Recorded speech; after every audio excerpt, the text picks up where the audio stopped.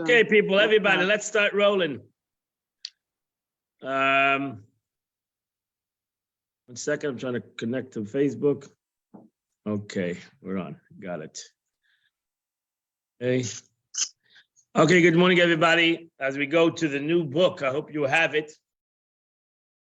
If you don't, call the office. We have books over here for you. This is the book that's going to go with us till the end of the portion of Shemot. So, hopefully you'll get this book so we can learn together. Okay. Oh, it says in the book over here, it says celebrating 18 years of giving out these Torah studies. So congratulations to the JLI for 18 years putting together classes for us to learn on the teachings of the Rebbe on on the Parsha of the week. This week, Baruch Hashem, we are introduced to Moshe Rabbeinu, Moses. Moshe Rabbeinu, Moshe Goyal Rishon, Hu Goyal Achre. Moshe Rabbeinu is the first redeemer of the Jewish nation, will be the ultimate redeemer of the Jewish nation. Moshe Rabbeinu, who the Arizal says, there's a nitzitz of Moshe Rabbeinu in every single Jew. Moshe Rabbeinu has within him every single Jew, and every single Jew has Moshe Rabbeinu within him. So we are introduced, we have to know who Moshe Rabbeinu is, who's Moshe, who's this person Moshe, that we say, Mi Moshe ad Moshe lekam ke Moshe. That from Moshe to Moshe, nobody stood up like Moshe Rabbeinu. And the Rambam says that even many prophets have stood up in the Jewish history. None of them is comparison to Moshe Rabbeinu. Moshe Rabbeinu prophesied in Zeh. This is what God say. This is what God said. While the rest of the Jewish people, even the prophets prophesied in Koi Amar Hashem. So did God say. Because they could not say Zeh. They could not pinpoint that this is what the Eibusha says. Only Moshe Rabbeinu, Moshe, who could have that capability. And it was something that he was given. That's why it says Moshe, even though he was Ish Alekim, a man of God, he was Anav Mikol Adam. The Torah says he was the most humble person that ever existed. Because Moshe Rabbeinu knew that this was a gift. That he had was given certain things was a gift from Hashemayim, was a gift from heaven. And we are all given this gift too. Because Moshe Rabbeinu, as we say in the Mishnah, Moshe Kibel, Moshe Rabbeinu received something, Umasara, he gave it over to every person. He was not somebody who kept anything for himself. He gave it over to Klal Yisrael, to each and every single one of us. He gave over something that we can have, that we have, and we need to use it. And what is this quality? So the antithesis, is that the right word? Of Moshe Rabbeinu is the Pharaoh. The Pharaoh. In Chassidus and Kabbalah, Moshe Rabbeinu and the Pharaoh are two extremely high concepts that go in challenge with one another. Pharaoh in Hebrew comes from the word para, means to take off of oneself. Moshe Rabbeinu is the concept of unity, while the Pharaoh is the concept of disunity. In the way, and we're gonna learn this concept in the way it translates in our service to the world, to God, to each other, a unified service or a disunified service. And therefore, as we learned the Chitas today, Moshe Rabbeinu doesn't want to do the service. He understands the power of disunity. He's afraid of it. He doesn't want to challenge it because he understands that this power, this entity of Pharaoh is a very powerful thing in the world. Maybe a very rational thing in the world. What is mine is mine. What is yours. We all have a different purpose. We all have a different agenda. And it's a doggy, what do they call it? Dog world. And the Pharaoh says that's the way God created the world. It's a world where the strong overpowers the weak, and the successful overpowers the unsuccessful, and there's the hierarchy in the world, and that's the Pharaoh. I am the Pharaoh, and Moshe Rabbeinu comes to contradict that, and that's why God says to Moshe Rabbeinu, "You need to go to the Pharaoh." Everything else, I hear all your excuses of why you don't want to go to the Pharaoh, and I understand them all, but you need to go to the Pharaoh, because only you can bring this Pharaoh down. Only you, not Aaron, not anybody else. It's you that is symbolic of unity, could bring down the Pharaoh that is symbolic of a disunity in the world.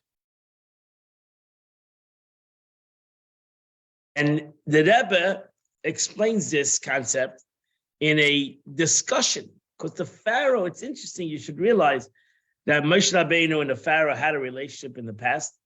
He was brought up in the Pharaoh's house. And now they come and they have this dialogue, this conflict, this struggle. We should realize that the Pharaoh and Moshe Rabbeinu were introduced now to these two entities, two powerful entities in the world. One of Kedusha, one of holiness, and one of unholiness. And these two people, ultimately physical people, come and have this struggle. The struggle, conversations, they're having conversations with one another, they're having discussions. It all starts in discussions. And they're having this battle. And they come, ultimately this battle is going to take a couple of months, and we're going to learn it through the Torah.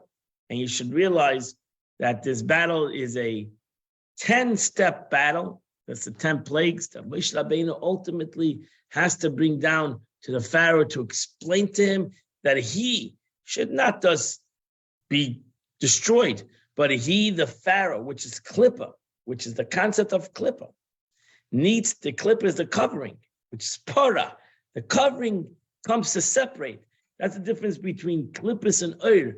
Light shines, wants to have openness and transparency and unity, while the Klippus come to cover and to separate, and the Pharaoh comes to separate and says, no, the world, what's in the world has its own boundaries, and it has its own rules, and it has its own regulations, and comes Moshe Rabbeinu and says, no, there's God in the world, which God brings unity and oneness and working with one another, etc., etc.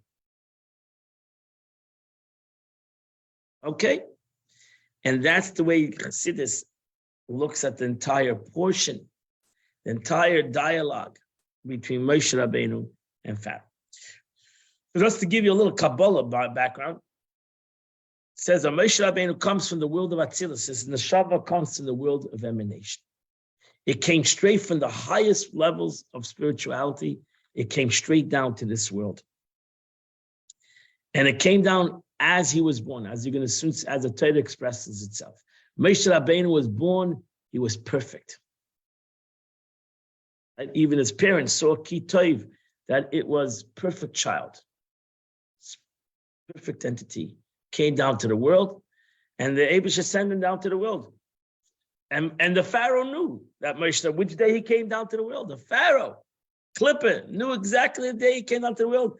And therefore the Pharaoh, on the day of his birth, 7th of Adar, said every male child needs to die in Egypt.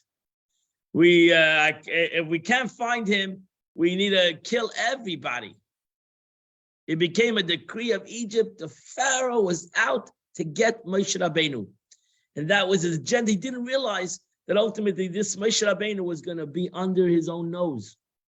And he's going to be brought up in his house. And he's going to make, the Pharaoh is going to make Moshe Rabbeinu the leader of his house. Because Moses needs to become the leader in Pharaoh's house. And ultimately, 75 years later, Moshe Rabbeinu, 80 years later, Moshe, no, whatever he was left when he was on 18. He comes back 60 years later. He comes to challenge the Pharaoh. So it all started when he was born. He was brought up by the Pharaoh. He ultimately comes back to challenge the Pharaoh when he's 80 years old. And now they're having a dialogue. What's the dialogue in this week's Parsha? What starts off the dialogue in the Pharaoh, with Moses and the Pharaoh? Moses comes to the Pharaoh. Shalom Aleichem, I haven't seen you in 60 years. I'm back home, and I'm telling you that I'm here to take the Jews out of Mitzrayim.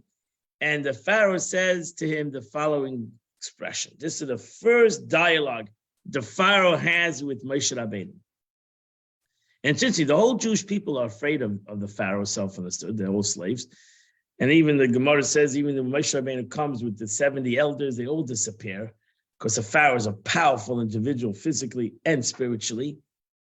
And he's left with Moshe and Aaron. That's it. These two guys are facing the Pharaoh. And we know that even when God says to Moses that Aaron will be your speaker, but not to the Pharaoh. Moshe Rabbeinu talks to the Pharaoh. And that's why he's healed when it comes to talking to the Pharaoh. He suddenly doesn't stumble anymore, stumbler. He suddenly can have a personal conversation with the Pharaoh. And he tells to the Pharaoh, it's time for the Jews. Was he a stutterer? He was a stutterer, right. So he couldn't speak, and that's why Aaron needed to speak to the Jewish people. But when it came to talk to the Pharaoh, Moses spoke to the Pharaoh. And the Pharaoh understood him. So what is the Pharaoh's, the first thing that the Pharaoh says to Moshe Rabbeinu? He says to him the following words. Why Moses and Aaron, it's text number 1 and page number 3. It says, Lama Moshe v'Aaron tafriyas omen ma'asav l'chul l'sivlei seichem. He says to them, listen, what are you getting? What are you getting involved? Return to your labors. Go back home. Who asked you to get involved in this story? That's the first expression the Pharaoh has with Moshe Rabbeinu. He says to him, go back to your labors. Why are you getting involved in something that's not your business? Now, what was the meaning of that statement? What was the meaning of the statement, go back to your work? What work? Go become slaves? No, the Pharaoh knew that Moses and Aaron were not slaves because they were the tribe of Levi. And we know that the Levies were not slaves in Egypt. So look in text number 2a.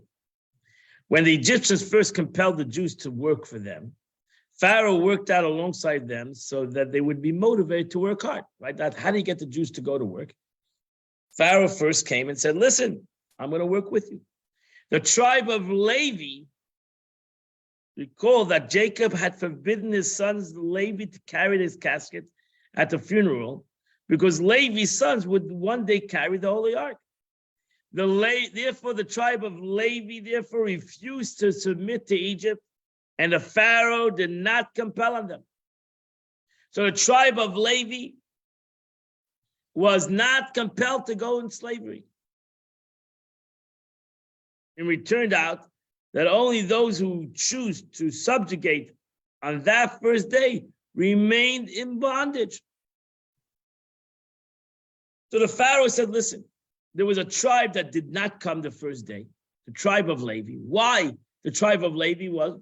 Because they were priests, they were holy people, they were the rabbis. So he gave a Levitic dispensation. What do they call it today? A rabbinical dispensation.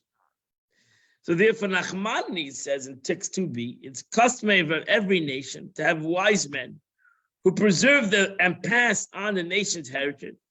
The Pharaoh released the tribe of Levi from bondage so they could serve as wise men and elders of the people. And this was all orchestrated by God in heaven. This actually, the Gemara, some hold that this was orchestrated by Yosef. In the book of Genesis, Yosef was said that the priests do not have, they have a rabbinic dispensation, or you have tax. You have the priests don't have to pay tax.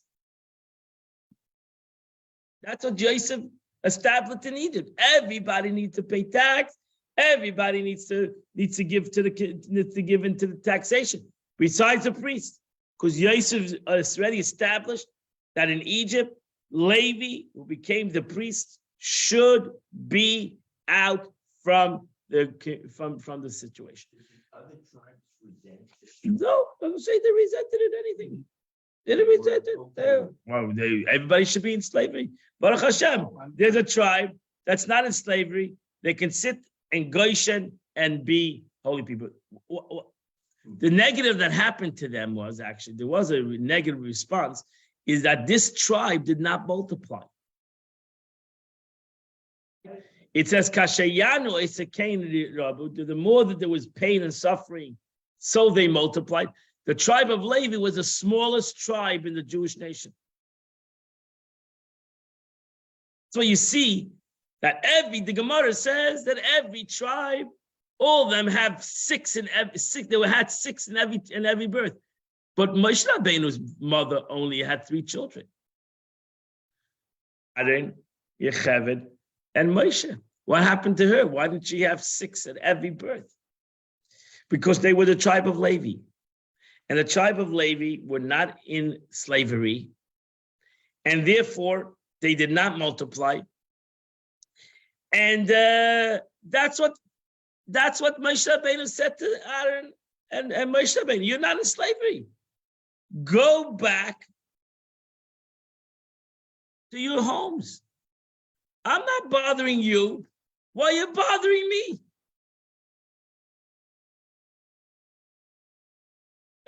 You're not in slavery. Why do you care about the Jews that are in slavery?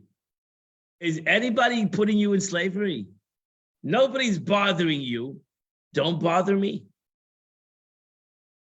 So that's why you look in Rashi and text number 3. Go to your labors that wait in your homes. But the tribe of Levi was exempt from bondage, and therefore the Pharaoh said to them, why are you bothered? Go back to your shul, go daven, and why do you care what is happening to Jewish people? The proof is that Moshe and Aaron came in and out of the palace at their will. They were not in bondage. If they were in bondage, the Pharaoh said, what are you doing in the palace? You're slaves. They weren't slaves.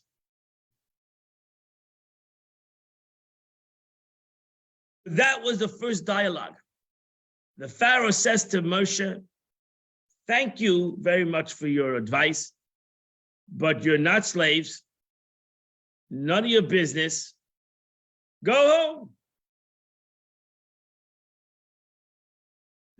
Look at text number 4. The Bnei Bechaya also interpretation of the simple the Torah. He says in the Medrash, Abishur, the son of Levi, said the tribe of Levi were exempt from hard labor.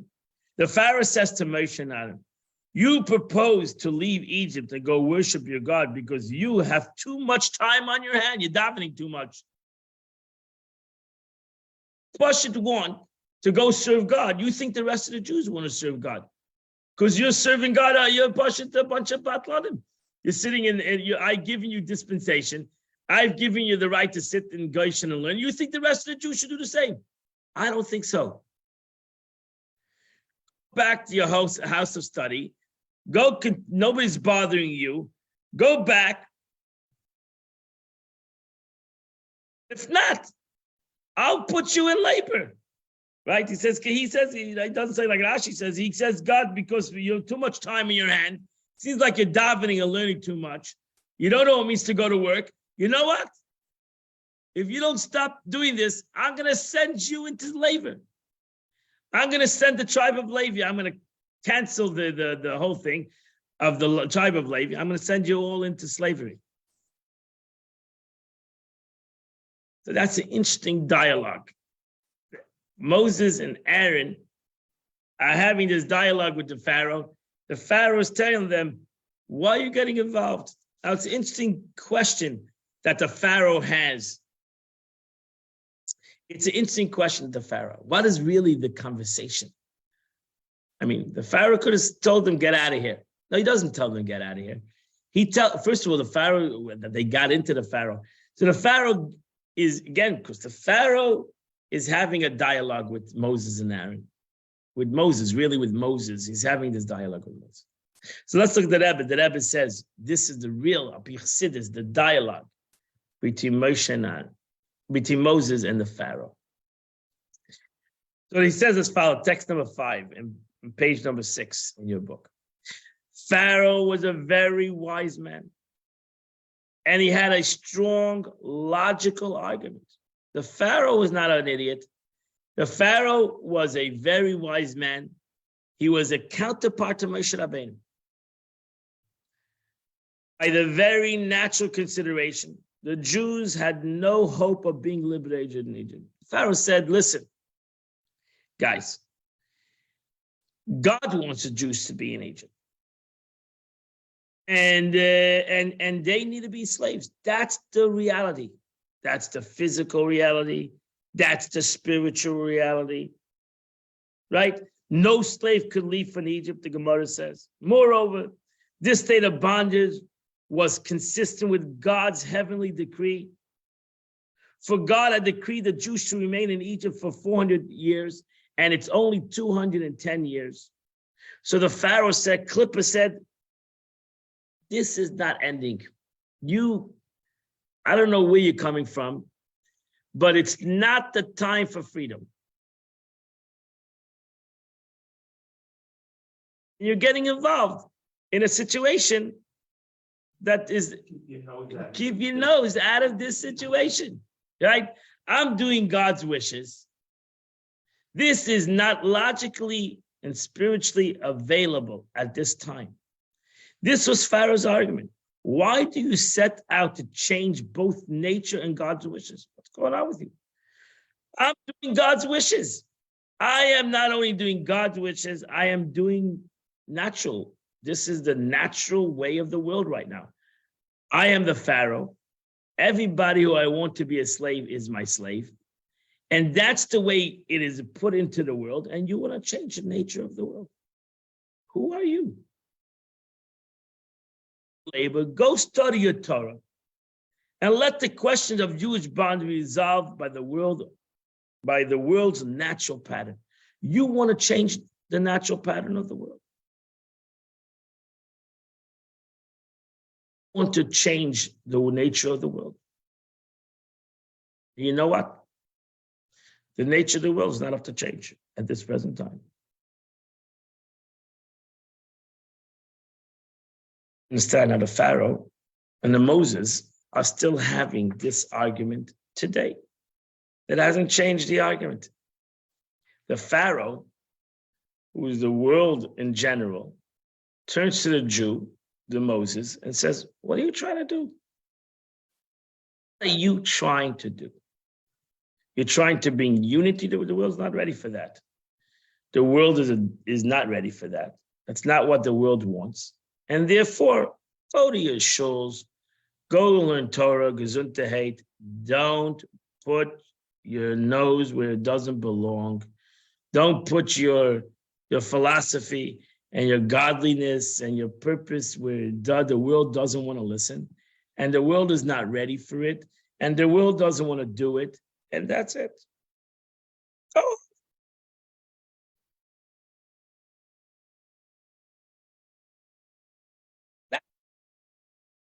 Says that's the Pharaoh, and the Pharaoh makes logical sense, and even makes logical spiritual sense. So let's look at what the Rebbe says 6b. We find that Moshe excelled in 2 areas. So now the Eibishter says the Pharaoh is very powerful. I made the Pharaoh, and we need Moshe Rabbeinu to bring down this Pharaoh. So we find Moshe excels in 2 areas. A, he was superior and perfect. The fact that God chose him from all humanity indicates that he was spiritually exalted. He was above the worldliness and completely attached to God. So Moshe Rabbeinu, as I said in a simple, Zohar says, Moshe Rabbeinu was from the world of Atzilus. His neshama was from the world of emanation, the world of unity, the world of godliness. He's called the Ish Elokim. Number two, he also became a perfect specimen in this world. B, he achieved perfection as a shepherd. He provided for every material and spiritual need, and that's why he became the shepherd of the Jewish nation. Moshe Rabbeinu said, no, Pharaoh, you are right. I am in a godly man. I'm a Levi. I'm a very spiritual guy. I'm a Torah Jew. But you know what? At the same time, I'm becoming the leader of the Jewish people. And I know what every Jewish person needs. And I'm telling you right now that they need their freedom. So you might be right logically. You might be right, even according to Torah, with 210, we're missing 190 years. But I am Moshe Rabbeinu, and the Eibishter has told me that even though we're 190 years early, it's time. Time has come. For whatever reason, God wants to shorten this by 190 years. Or the calculation was from Yitzchak. So it's 190 years from Yitzchak.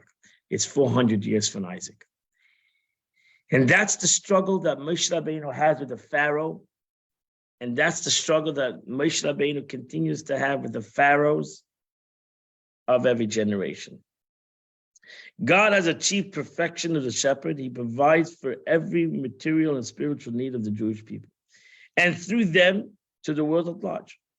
The first highlights his transcendency, while the latter indicates his willingness to descend from his transcendent state. Both of the, and that's a struggle. You see, that's what Moshe Rabbeinu had a struggle with God. Moshe Rabbeinu says, who am I? How am I going to come from this level of spirituality and come into this to change the Pharaoh? And God says, I'm going to be with you. Now you understand why Moshe Rabbeinu is afraid of the Pharaoh. He's not afraid of anything in the world. He's afraid of his challenge to be able to give the Pharaoh, explain the Pharaoh that even though in logic of the world, it's not ready for this transcendent light, Moshe Rabbeinu has to explain to Pharaoh that the world is ready for God's light. God is ready to change the world through the Jewish nation. God is ready to bring godliness in the world through the Jewish nation. God is ready to work on the world, even though the world is already over 2,000 years already. The world has been in a certain kind of a form. God is ready to bring the revelation of the Jewish nation in the world at this present time. It means God's ready to bring the Torah to the world. The Pharaoh says God is not ready. And Moshe Rabbeinu says God is ready. This is their struggle. This is their challenge with one another. So Moshe Rabbeinu says, look at me. The proof is me. I am here. Tells the Pharaoh, I am here. You're telling me I should go someplace else? No, I'm here to show you that the Jewish people are a people that are human beings in this world, but can be free from the subjugation of the world. They can have both worlds at the same time. They can be humans and godly, even though you seemingly Pharaoh is telling me the world hasn't had this situation as a nation until today. And you're right. The world has not seen such a thing. They may have had an Abraham, then an Isaac, then a Jacob, but a nation should be able to receive the Torah and to have a relationship with God as they are, as humans in this world. You're saying that the world is not ready for it. I'm telling you the world is ready for it. And I'm telling you, the world could do it. The world has the capability to do it. And the proof is me. I'm a human being. I'm a godly entity. I have a very close relation with God, but at the same moment, I have a very close relation with every single human being, with every single Jew in this world. I'm ready to lead the Jews. So Pharaoh had no trouble recognizing Moshe. And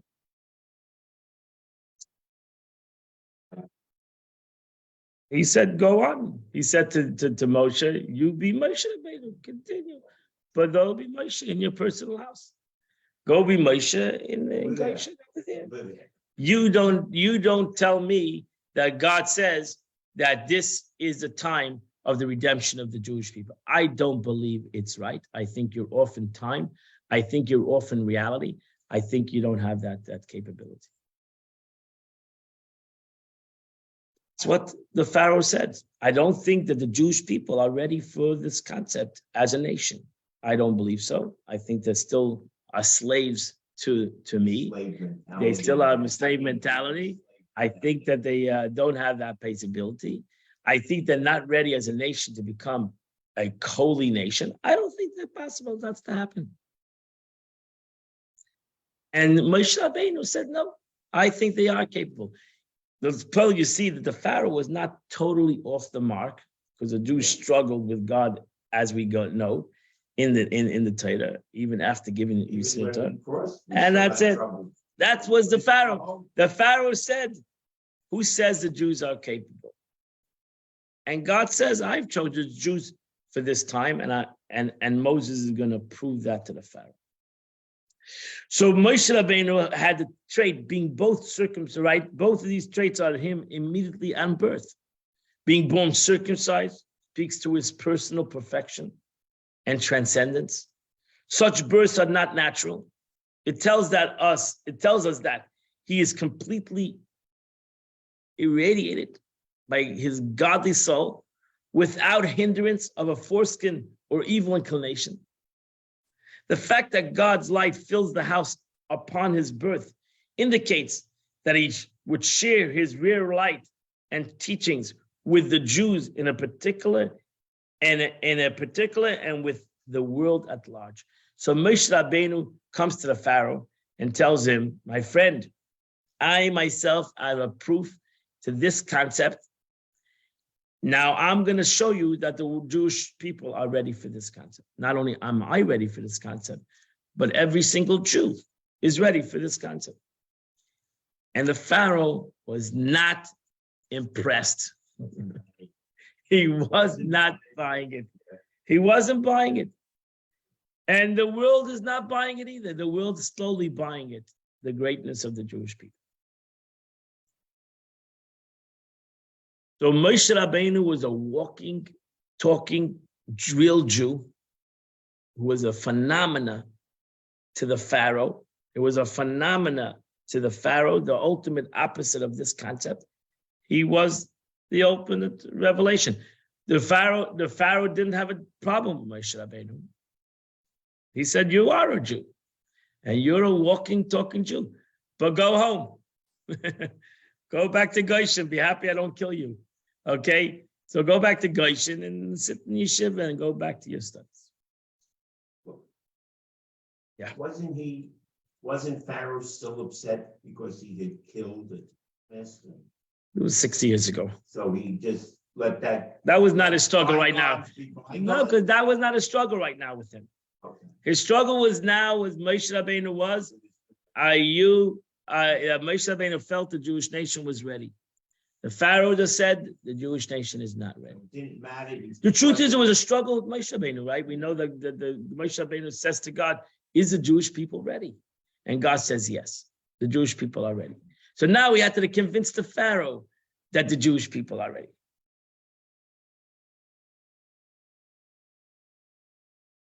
So Rashi says that even this thing started as Moshe Rabbeinu was in the Pharaoh's house. We know this because that's how he kills the Mitzri, right? Right? So Moshe, what does he do? What brings him to kill the Mitzri? What is the Moshe Rabbeinu that brings him to kill the Mitzri. Moshe Rabbeinu had everything that he wanted. He was a Jew. He was living in the Pharaoh's house. And it says, the Torah says, Vayigdal Moshe, Vayigdal Ayelad. Rashi says that it says twice that Moshe Rabbeinu became great. So Rashi says that the Moshe Rabbeinu grew up, does not already state that the child grew up. So Rabbi Yehuda, Rashi brings on a Gemara. And the Gemara said, Rabbi Yehuda's son of Eloi said, the first was for growth in height. The second was growth in stature. For the Pharaoh appointed him the Lord over the royal palace. So the Pharaoh understood the greatness of Moshe Rabbeinu. Pharaoh, we killed the Mitzri, understood. He knew who Moshe Rabbeinu was. But he made him the leader of the house. That means the Pharaoh understood already that Moshe Rabbeinu was different. Even though he knew Moshe Rabbeinu was a Jew, right? Pharaoh knew who Moshe Rabbeinu. He brought him into his house.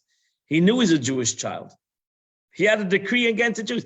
That's the greatest. The Pharaoh who wanted to kill every Jew because he was afraid of Moshe Rabbeinu, made Moshe Rabbeinu the leader of his house. Because he said, Moshe Rabbeinu, Moses is different than every Jew.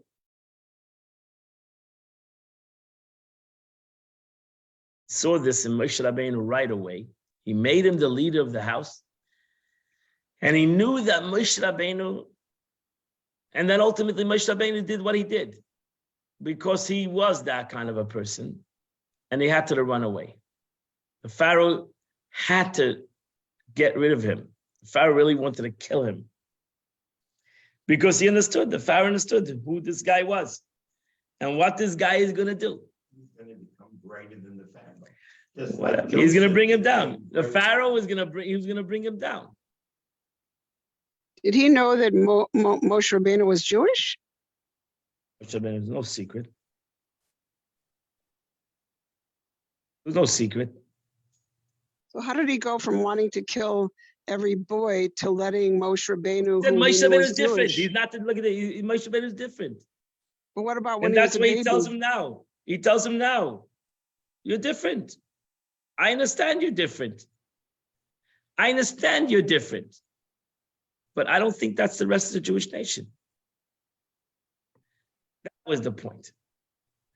So the point was that the Pharaoh understood Moshe Rabbeinu. Again, the Pharaoh is, in the spiritual sense, is Klippa. He understands holiness. He just tells that holiness, you don't have an agenda over here.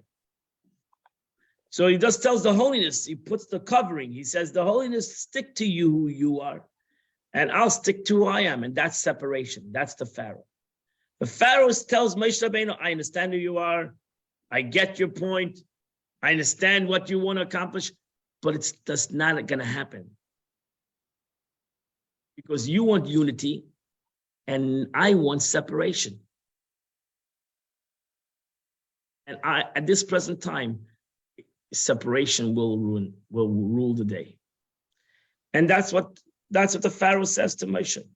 And that's what he says to him 60 years later.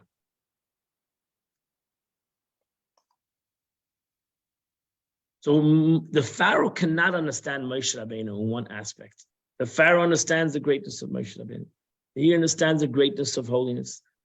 He just doesn't get how holiness can actually live in a physical world. He doesn't get that concept. He doesn't understand how you could be godly and physical and be a regular person at the same time. He said that doesn't jive. It simply does not come together. Be holy in the synagogue, be worldly in the world. And don't bring the two together. And that's the struggle till today. It hasn't changed. That struggle. How do you bring, and even America is founded on the seemingly on the separation of church and state. And that's the way it is. So separate. How do you, I understand, but how do you not separate the two entities? And the world cannot comprehend it, and the Jew comprehends it. The Jew comprehends how you can bring the two together. Because the Torah brought it together. The Torah brought it together. Now, the Pharaoh was before the giving of the Torah, and therefore the Pharaoh really could not comprehend it. That how you do this concept. How does Moshe want to bring about this aspect of being an Ish Elikim, being a man, a godly man? The Pharaoh said, that is impossible. That's impossible. So really, in many ways, we are all the Pharaoh. We are the Pharaoh, that we, certain things we say in our lives, this has nothing to do with God. This has to do with nature. This has to do with the way the world runs. It has nothing to do with God. And the Moshe in me is screaming, no. Don't be the Pharaoh, bring it down. That's not true. That's not true. We can have both worlds together. It doesn't mean that one dominates the other. They actually work in unison. The Moshe. Moshe tells the Jew that there's not a contradiction. There's not one overcoming the other. They actually both work in unison because they both are created by God. The physical and the spiritual are both created by God. And therefore, they work beautifully together. They work in unison. So Moshe encompasses both traits that Rebbe writes, text number 8. A personal perfection, his attachment and oneness in God. This was the transcendental mode. Moshe Rabbeinu is an neshama of Atzilus. As Rashi's words, the first for growth in height. And B, his perfection, perfect ability to share with others in the lower worlds, as Rashi writes. The second for the growth in stature, for the Pharaoh to appoint him the Lord over royal palaces. Moshe Rabbeinu was like Yosef HaTzadik. He had that capability. He continued that capability to be able to handle both. The problem was the Pharaoh had no problem with him even ultimately bringing Moshe Rabbeinu to his house. The second he stepped out and got involved with the Mitzri, that's when the Pharaoh said, you have passed your line. Want to change Egypt? That's not going to happen. That's not going to happen. You're not going to change to Egypt. I'm going to kill you. I need to kill you. That's what happened throughout history. When the nations, the world said, oh, you're going to change us? You want to change us? Go get out of here. We have to kill you. We got to get rid of you. This is a struggle. And the truth is that the Yid never wanted to change anybody. The Yid, Moshe Rabbeinu said, I don't need to change anybody. I'm not here to change anybody. Everybody can stay where they are and they can still realize their godly potential. But the world cannot comprehend that. The Pharaoh cannot comprehend it. Because Egypt is Egypt. Egypt is Egypt. It's a doggy world. It's a world that runs by nature, and I'm the king and you're the slave. That there's oneness in the concept of that. How do you do that? How is that accomplished?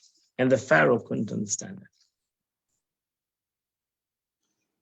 Could you give an example of how the nations, how this works with the nations of the world, where they? First, let's see how it works with ourselves, within the Jewish nation. How does that work within the Jewish nation? This self in this community. How does that work?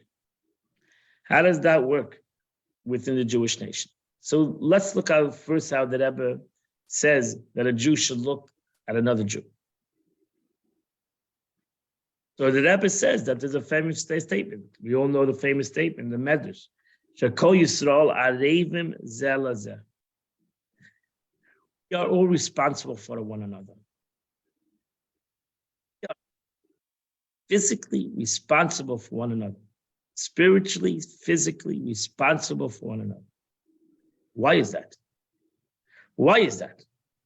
And the Medrash says an example. The Lamahin Daimon, this is compared to like a ship that pierced in a single cabin.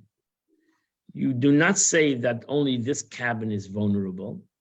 Rather, you say the entire ship has been made vulnerable. So when a person cannot say, I am in my cabin, and therefore, what are you mixing into my cabin? No, when your cabin is going down, my cabin is going. So that means that my cabin and your cabin are the same. It's not that I have my cabin and your cabin. We are in the same ship. So my cabin and your cabin is ultimately the same cabin. I might have first class cabin. You might have the third class cabin, or vice versa, but within the same ship. So my cabin, when you make a hole in your cabin, my cabin is going down. Same boat. So therefore, I am worried about your cabin like you should be worried about my cabin, because we're in the same boat. And therefore, ultimately, we affect one another. We are in the same world. Same world. It doesn't make a difference that I'm in a certain part of the world and you're in a different part of the world. We are in the same world. And when the world is affected, everybody in the world is affected. We are responsible for one another. That's what Moshe Rabbeinu wanted to impress upon the Pharaoh. You cannot tell me to go home and go learn. No. When there's a Jew or when there's another human being that is in pain, I'm in pain. Even though I am not in pain, I'm Baruch Hashem fine. I'm not in slavery. So really, what's your problem? You're in your own kind, you're first class. So what do you care what's happening in third class? No, we're in one boat. And when you are suffering, I am suffering. Even though I am physically not suffering. But I am suffering because we are in one boat. And therefore we are one. So even though I am physically not suffering, I am suffering.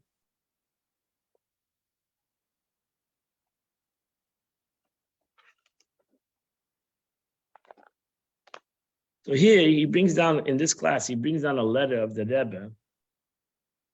The Rebbe a person once wrote to the Rebbe and said to the Rebbe, you know, I made a commitment to give a certain amount of charity every year. But this year, my finances are not as it was last year. I lost in my finances. So how can I live up to my responsibility? So the Rebbe writes as follows. Look at the Rebbe's answer.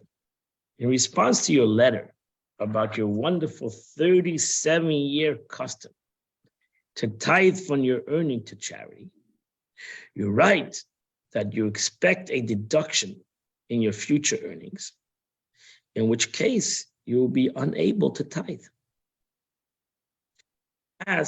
You ask how to proceed, whether you must seek an annulment from your presumed commitment to continue to tithe. So the Rebbe answers, this is most surprising. Why would you ask this question when the best possible outcome and the wisest course of action is to continue your wonderful custom? And what would that be? And to demand that God, the creator of the world, who orchestrated who is orchestrator of its affairs, enable you to do it with peace of mind, good health, and joy and gladness of heart. Why are you going the other way? God's with you, who created you to be able to make this custom. Just like you're in the boat with somebody else, you're in the boat with God. Why go the opposite? Go the other way. The Eibishter who gave you the capability to make this resolution, to give X amount of money every year. Why can't the God commit to continue to do this resolution? Why go the other way? Oh, I cannot do it. I'm going to break up my resolution. The man God who's in this world with you, who gave you this capability to make this resolution in the past 37 years, why couldn't he continue to make it in this resolution in the next year?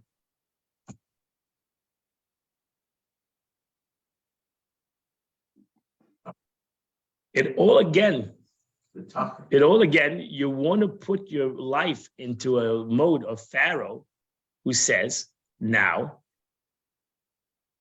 realistically, you cannot do it. So you're becoming the Pharaoh.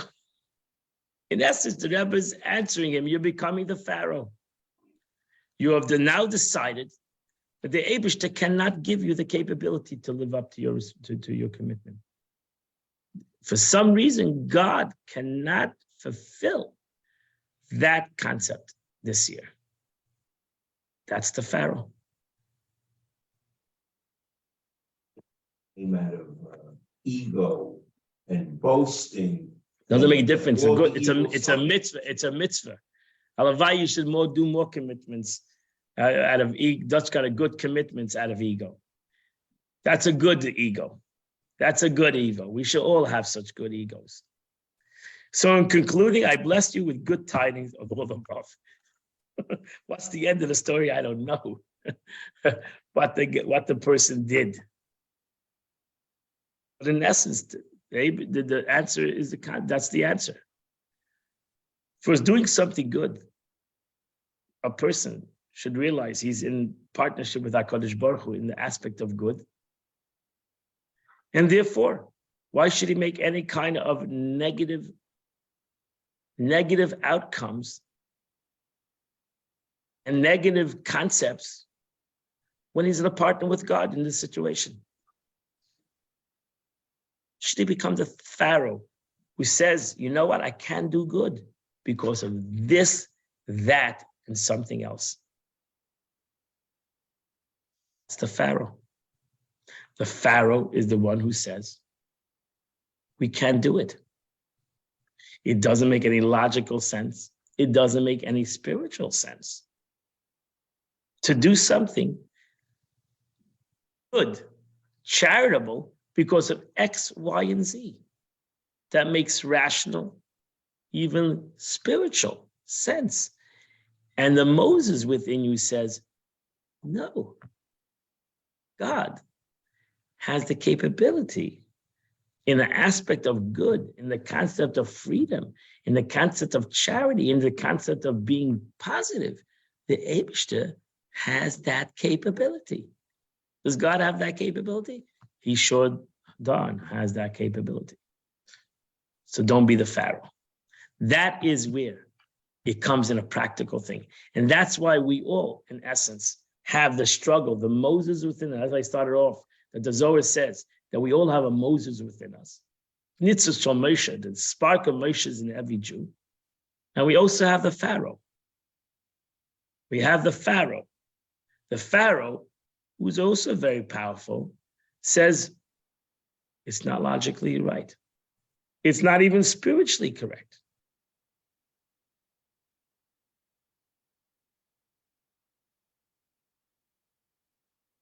Moshe Rabbeinu says, but with part of God. And to God, there's unlimited capabilities. There's a whole year left. There's unlimited situations. There's unlimited blessings. So why would I go negative? Why would I become a partner with the Pharaoh? So the conduct, the Rebbe continues in text 11. The conduct of Abraham, our patriarch, is demanded on each of us. He came to place to places where God, Judaism, and even Hebrew profundity were unknown. He set aside his personal preferences, and rather than calling out to God, he taught others to call. It was Avram Avinu. We must know that if we want to succeed in our relationship with God, we must assist others in their relationship with God as well. We must see that others not only know God, but also call out to God. Although they know nothing here henceforth, we must help them declare that there's a God in the world. They're not ready. They're not in the right place. They're all these good excuses. Is the Pharaoh. Today's not the day. Society is not ready. This is not in the right time. That's not in the right situation. We need a right climate. We need a right place. It's all the Pharaoh. What the Pharaoh tells Moses. Go and go home. Go and serve God. Go and do it. You sing into the situations you're not capable of doing. It's not right. It's not available. It's not ready. What good, the Rebbe writes in Yom Yom, what good, text number 12, what good is chassidus and piety if the main quality of love of another is lacking? Much more so if we, God forbid, become the cause of another's anguish.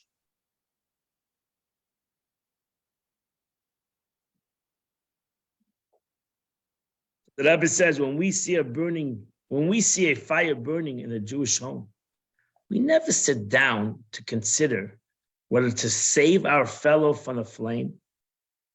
We would never ask, may I or should I intrude on my fellow's affairs? There's a fire burning. You run into the house and you save the guy, right? So why, when it comes to a regular situation, we say, maybe, am I ready? Is that person ready? Am I intruding? Am I doing the right thing? Suddenly we become philosophers. There's a fire burning. Run into the house and save your fellow person. No one would ever ask such question when seeing another in a fire. They say, wait a second, is that guy ready? Does he want to be saved? Does he want to be introduced? Who asks that kind of questions when the person's in a fire? We would never ask whether our actions are correct according to this school of thought or that school. We'd watch the hell. Rabbeinu says to the Pharaoh, what are you asking me logical questions? Are the people ready? Is it 190 years? Is it 210 years? Are you becoming a mathematician on me right now? The Jewish people need to get out of Mitzrayim. Now, it is true when someone's physical life and livelihood are at stake is much truer than someone's spiritual life is at stake. There's no justification for such questions. Rather, we must do all that we can to save another from the pit of destruction.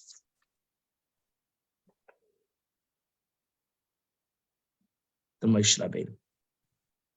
Moshe Rabbeinu turns to Pharaoh and says, don't come with me with your logic.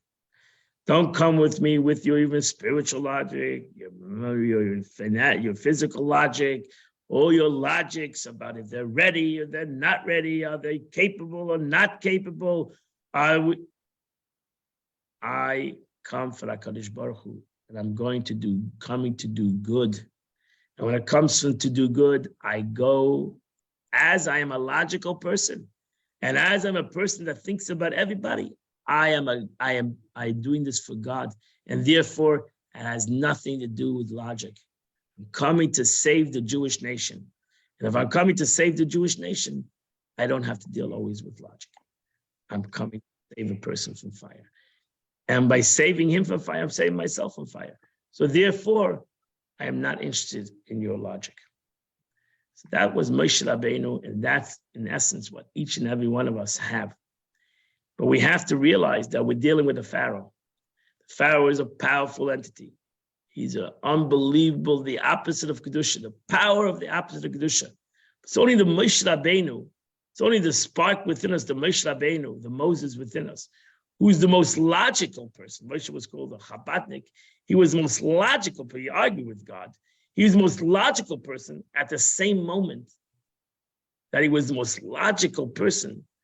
He was such a godly power, such a godly entity that went to such a perfection in his spiritual connection to God. And therefore, truth is, each and every one of us, we have all an nefesh elokis, we all have a godly soul.